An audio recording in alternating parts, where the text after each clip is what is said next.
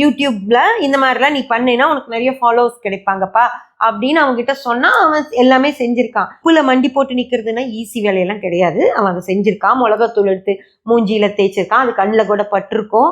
ஃபுல்லா ஒரு டீயை வாங்கி சப்பி சப்பி நைட்டு முழுக்க குடிச்சிருக்கான். ஒரு நாளெல்லாம் கேக் சாப்பிட்டான். அப்படின்றது சின்ன குழந்தைங்களால மட்டும்தான் செய்ய முடியும். புரிஞ்சதுங்களா? சில விஷயங்களுக்கு பயப்படாம தைரியமா செய்யறது அப்படின்னா அது சின்ன குழந்தைங்களால மட்டும்தான் செய்ய முடியும். ஆனா அதுக்கப்புறமா உங்க அம்மாவுக்கு உடம்பு சரியில்லைன்னு சொல்லு, உனக்கு பணம் வருதான்னு பார்க்கலாம் அப்படின்னு கூட அவன் கிட்ட ஒருத்தர் சொன்னா அவன் செஞ்சிருவான். ஆனா இந்த ஸ்கேம் அப்படின்றது 1000 ரூபாய் கொடுங்க, நான் 16,000 திருப்பி அனுப்புறேன், 15,000 திருப்பி அனுப்புறேன் அப்படின்னு எல்லாம் அந்த குழந்தை யோசிச்சுதான் இது செஞ்சிருக்கோம் அப்படின்னு எனக்கு தோணல. இது இந்த வீடியோஸ்க்கு பின்னாடி, இந்த பையனுக்கு பின்னாடி கண்டிப்பா ஒரு மூளை இருக்கு ஃப்ரெண்ட்ஸ்.